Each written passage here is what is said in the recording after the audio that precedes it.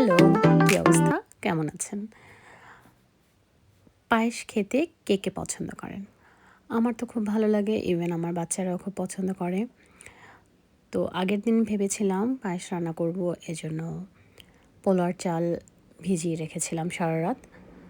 তারপর সকালে ঘুম থেকে উঠে বাচ্চাকে স্কুলে দিয়ে এসেই ভাবলাম যে না, আমি এটা বানিয়ে ফেলি, তা না হলে আর এটা বানানো হবে না।